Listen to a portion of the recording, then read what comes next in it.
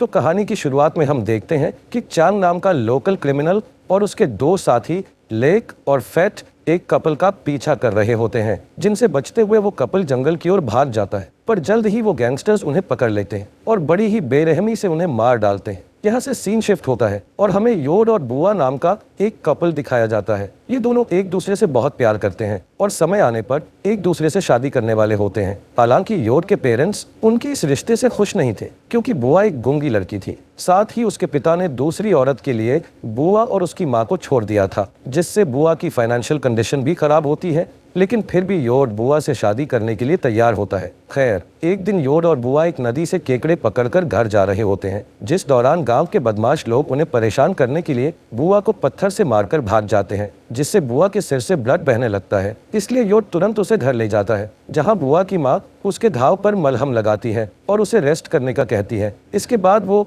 योड के पास जाती है और उससे कहती है कि तुम्हें एक अच्छी लड़की और अच्छा ससुराल मिल सकता है, इसलिए अब से तुम्हें बुआ से मिलना बंद कर देना चाहिए। जिस पर योड कहता है कि मैं बुआ से सच्चा प्यार करता हूँ और मुझे गांव वालों की बातों से भी कोई फर्क नहीं पड़ता है। इस तरह योड अपने परिवार और गांव वालों के खिलाफ होने के बावजूद भी बुआ के साथ रहने का डिसीजन लेता है। वो दोनों अगले दिन फिर से मिलते हैं और एक दूसरे के साथ टाइम स्पेंड करने के लिए मछलियां पकड़ने जाते हैं और उन्हें पकाकर एक साथ खाते हैं। इसी गांव में चैंग और उसके दो साथी भी रहते हैं, जिन्हें देखकर ऐसा लगता है कि उनके पास लोगों को तकलीफ पहुंचाने के अलावा कोई और काम नहीं है। इसके अलावा वो लोगों के सामान और उनके पैसों को चुराकर अपना गुजारा करते थे। चैंग की एक पत्नी भी है, जो अक्सर चैंग को उसके बिहेवियर के लिए डांटती रहती है, लेकिन चैंग उस पर ध्यान नहीं देता था। एक दिन जब योड और बुआ मछलियां पकड़कर घर जा रहे होते हैं, तब चांग और उसके दोनों साथी उनके सामने आ जाते हैं और उनसे मछली से भरी बाल्टी छीनने लगते हैं। यह चैंग बुआ को भी परेशान करता है, जिससे योड उसे बचाने की कोशिश करने लगता है, लेकिन वो सभी आसानी से उस पर हावी हो जाते हैं। तभी चांग की पत्नी वहां आ जाती है, जो चांग और उसके साथियों से योड और बुआ को बचा लेती है। शाम को जब योड अपने घर जाता है, तब उसके पिता हमेशा की तरह उसे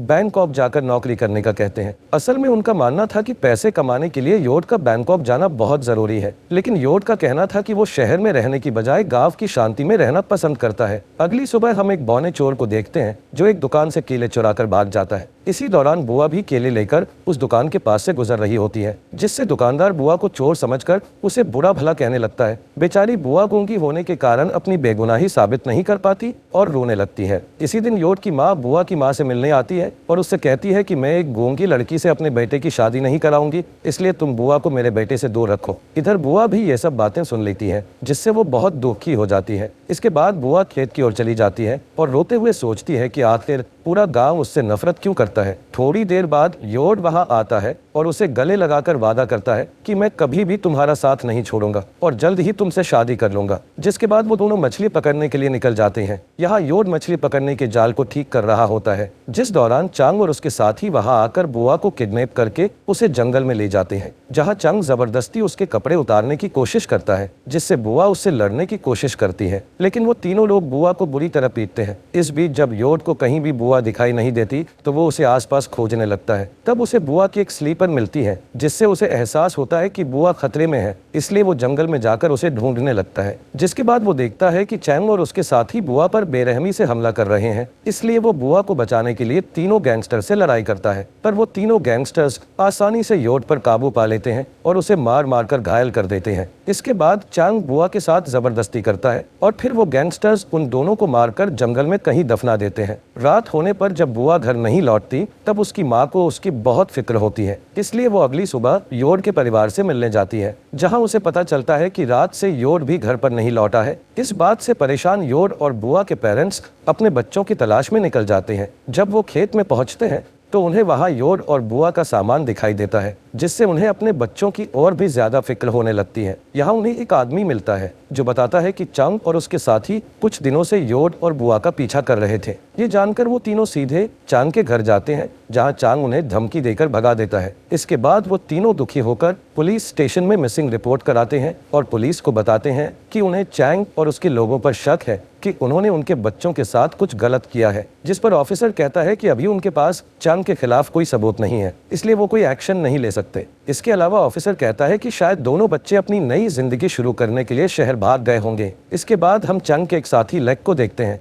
जो जंगल में अकेला घूम रहा होता है। असल में उसे अपने किए क्राइम का बहुत गिल्ट था और वो अपने गिल्ट से भाग नहीं पा रहा था। कुछ ही समय बाद चांग और फैट उसके पास आते हैं और उससे पूछते हैं कि क्या तुम ठीक हो, जिस पर लेक कहता है कि मैं कुछ दिनों से बहुत बुरा महसूस कर रहा हूँ और अपने आप को बदलना चाहता हूँ। इसके अलावा वो चांग और फैट को भी बुरे काम छोड़ने का सुझाव देता है। ये सुनकर चांग को उस पर गुस्सा आ जाता है और वो अपनी गन निकालकर लेक पर तान देता है। यहाँ चांग लेक से धमकी देते हुए कहता है कि अगर पुलिस को हमारी करतूतों के बारे में पता चला तो मैं तुम्हें जान से मार दूंगा। अब तीनों शिकार करने के लिए जंगल के अंदर चले जाते हैं। जब वो जंगल में जानवरों को ढूंढने की कोशिश कर रहे होते हैं तब अचानक से उन्हें बुआ की आत्मा दिखाई देती है, जिससे वो सभी बुरी तरह डर जाते हैं और जंगल से भागने के लिए मजबूर हो जाते हैं।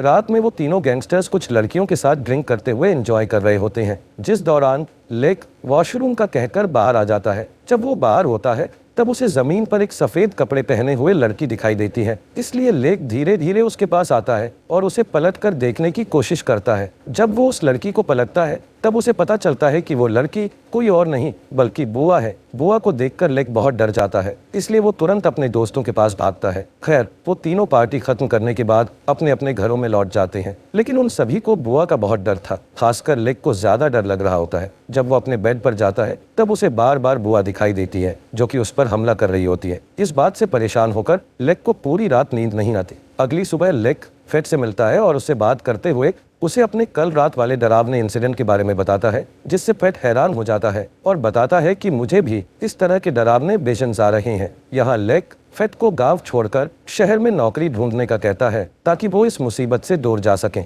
इसके अलावा लेक कहता है कि अगर गांव वालों को हमारे बुरे कामों के बारे में पता चला तो वो हमें बर्बाद कर देंगे। जिसके बाद फैट कहता है कि हमारे जैसे लोगों के लिए नौकरी पाना बहुत मुश्किल है, इसलिए हमें गाँव में ही रहना होगा। अब वो तीनों एक बार फिर से जंगल में शिकार करने के लिए जाते हैं, जिस दौरान लेक के सामने बुआ आ जाती है और उसका पीछा करने लगती है, जिसे देखकर लेक डर जाता है और उससे अपनी जान बचाकर भागने लगता है। भागते समय अचानक से कोई उसके सिर पर एक लकड़ी की टहनी से हमला कर देता है, इसलिए वो फ्रेश होने के लिए वॉशरूम में जाता है, जहां उसे योड की आत्मा दिखाई देती है, जिससे फैट और भी ज्यादा डर जाता है।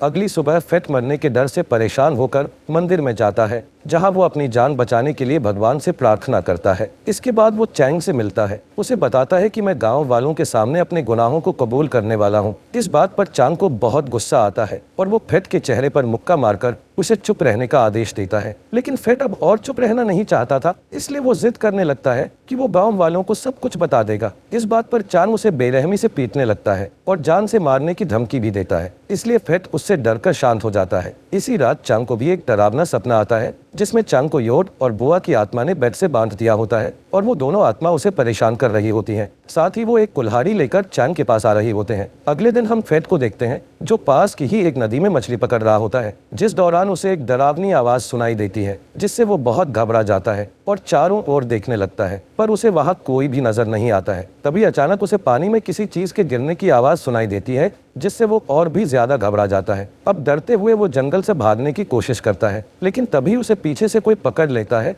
और जबरदस्ती पानी में डुबाने लगता है, जिससे फैट की भी मौत हो जाती है। यहाँ लेक और फैट की अचानक से मौत होने के कारण चांग के पिता को अपने बेटे की भी फिक्र होने लगती है, इसलिए वो चांग से कहता है कि तुम्हें अपने गुनाहों को कबूल कर लेना चाहिए और अगर तुमने ऐसा नहीं किया तो तुम्हारा हाल भी तुम्हारे साथियों की तरह हो जाएगा। मगर चांग अभी भी अपने गुनाहों को कबूल करने से साफ इनकार कर देता है, क्योंकि उसे डर था कि अगर उसने अपने गुनाहों के बारे में सब बता दिया तो गाँव वाले उसे पुलिस के हवाले कर देंगे और फिर उसे सजा के तौर पर जेल भेज दिया जाएगा। इसके बाद जब रात में चांग अपनी वाइफ के साथ सो रहा होता है तब उसे किचन से कुछ आवाज सुनाई देती है, जिसे सुनकर वो चौंक जाता है और अपनी वाइफ को जगाकर उससे पूछता है कि क्या तुमने अभी किचन से कोई आवाज सुनी थी। यहाँ वाइफ उसे कुछ जवाब देने के बजाय उसे बुरी तरह डांटती है, क्योंकि चांग ने उसे जगाकर उसकी नींद खराब कर दी थी। खैर, चांग की वाइफ दोबारा सो जाती है और चांग भी सोने की कोशिश करता है, पर तभी चांग को एक बार फिर से वही आवाजें सुनाई देती हैं, जिससे चांग बुरी तरह डरने लगता है। इसलिए वो तुरंत उठता है और लाइट ऑन करने के लिए जाता है, जहां उसे पता चलता है कि उसके घर की ट्यूब लाइट खराब हो गई है। अब क्योंकि चांग को अंधेरे से डर लग रहा था,